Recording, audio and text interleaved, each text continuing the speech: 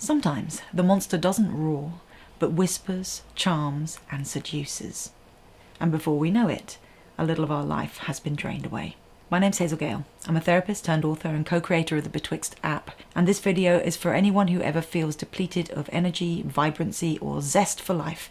Anyone who'd like to rediscover their authentic spirit, because we're inviting a very old, very hungry archetype into the light: the vampire. Vampires are everywhere, from the demons of ancient Mesopotamia to Bram Stoker's Dracula, the modern-day glittering immortals of Twilight, and the slightly earlier but obviously far superior blood-sucking fiends slain by Buffy. While this monster has shape-shifted across time and culture, it has clung on with its slender fingers to the same core themes of shadowy allure and death by slow depletion, which is perhaps why this ancient monster has us so enthralled. The vampire shows us what happens when we lose touch with our own vitality, because what we exile doesn't die, it waits, and it drains us silently from the dark. As with all archetypes and all good monsters, vampires are dual-natured. They are seductive and repellent, charming and deadly, and they bridge the gap between mortal and immortal, human and animal. Internally, they bridge the gap between conscious and unconscious.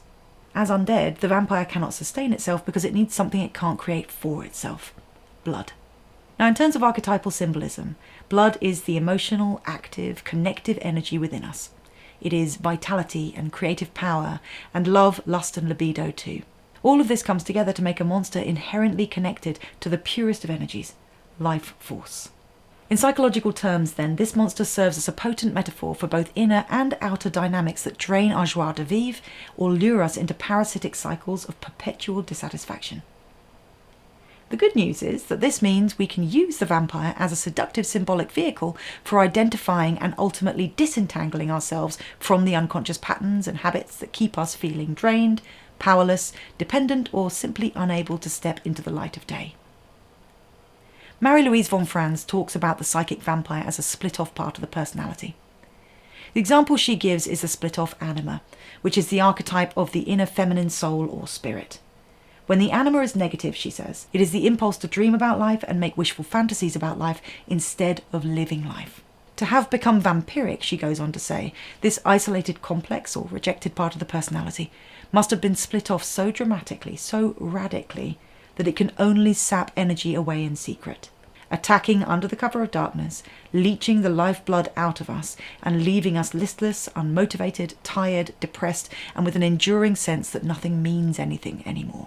To someone who comes to analysis with these complaints, she says, and I always enjoy von Franz's shockingly blunt honesty with these kinds of accounts, quote, "We could answer them: you are probably being sucked by a vampire. You are bloodless. You have no life impulse, no pleasure in life anymore, no interests or anything."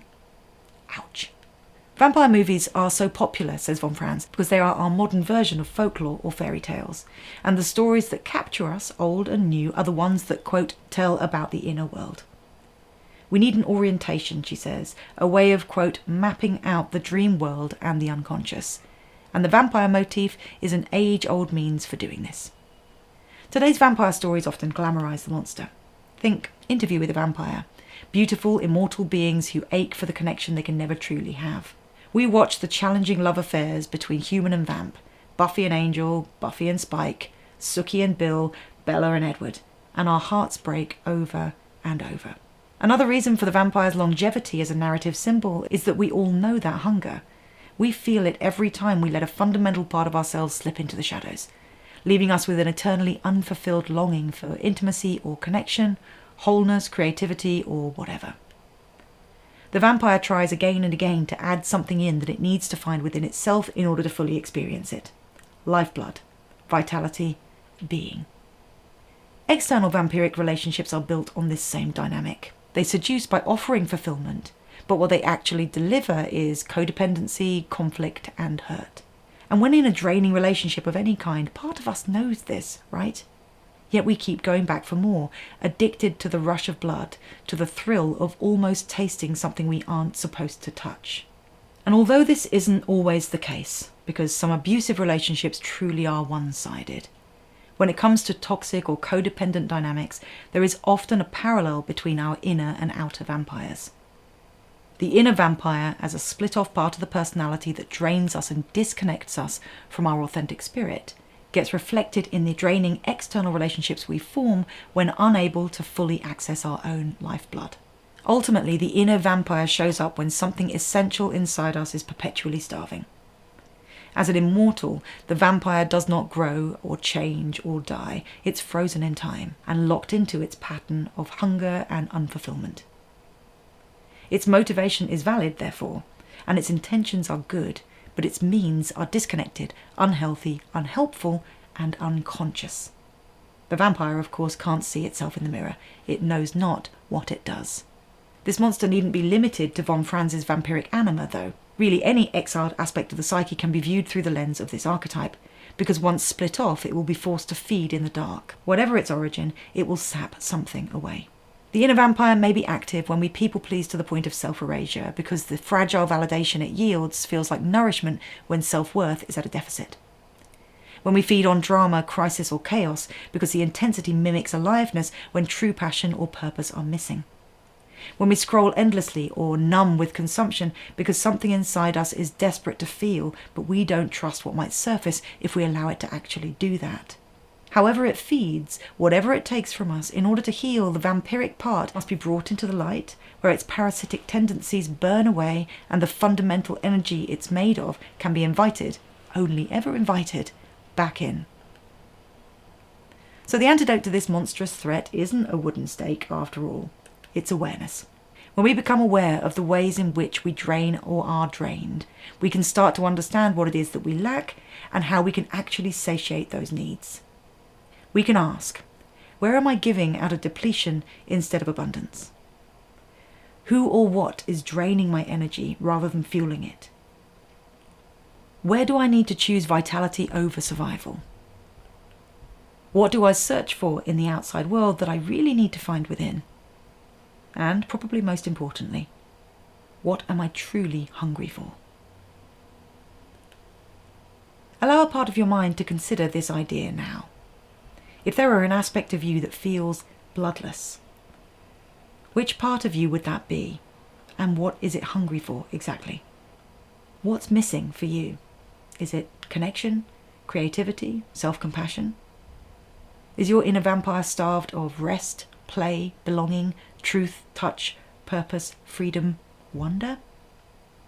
We need to let ourselves feel into the lack we feel, to taste it, to define it. Because when we can name our hunger, we can start to meet it consciously. And then we can stop living as prey to our own shadow. It is not the quick fix that this monster initially seems to promise, but awareness can, over time, transform the inner vampire from a hidden predator into a conscious part of the psyche that we can nurture more fully and without harm, one that it's safe to allow back over the threshold. So let's give this some thought. Try this. Imagine for just a moment that you're walking down a long corridor. The floor beneath your feet is stone, cold, solid, and steady. The air is heavy, like velvet, quiet, but not empty. You come to a door, and carved into the wood is a symbol, the outline of a bat, wings folded in. You step into the chamber beyond and find that it's dark inside, not in a terrifying way, but thick somehow. The kind of stillness that feels as if it waits. There are no mirrors in this room, no windows, just the flickering, uncertain light of a few candles. And in that low golden glow, you see a figure, a person, thin, pale, eyes hollow with longing, and looking at you like they've been waiting forever. Your realization comes with a visceral pang in your chest. This figure is you. A part of you, anyway. A part that yearns, craves, and wishes, but doesn't know how to ask for what it needs, so is forced to take in secret. You don't need to define this part right now. You don't need to know exactly what it longs for either. These details can take their time to arrive, bit by bit, drop by drop. But I would like you to pay attention to how you feel about this part. Do you feel fear or repulsion? Or do you feel sadness, grief, the urge to care for it? Do you feel all these things? Whatever it is for you, just notice how you relate to this part right now.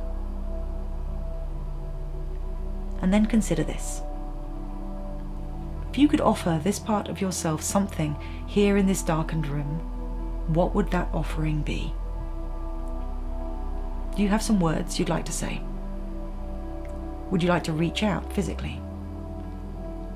Is there somewhere you want to take this part of you? Something you want to show it? Or do you want to shut the door again and walk away? There's no judgment, no expectation. Just notice how you feel. Just witness it. For now, that's all you need to do. And then when you have, take a breath and feel the air flowing into your lungs, alive and vital. Open your eyes if they were closed and let the light flood back in as you contemplate the gift that this monster has for you. The vampire's simplest message, when we dare to face it, is this: survival is not the same as living. To choose the latter is invariably challenging. It requires courage, acts of bravery, and honesty. But only when we take that challenge can we step into the light of sovereignty, spirit, and being. Ultimately, the inner vampire is only ever a part of the psyche that has forgotten how to feed itself in healthy ways. It may have been forced to forget. It may have been taught by people who weren't able to face their own monsters. But whatever the reason for the forgetting, it can remember. So teach it, and you'll be free. Because what leeches in the dark is healed in the light of awareness. Good luck.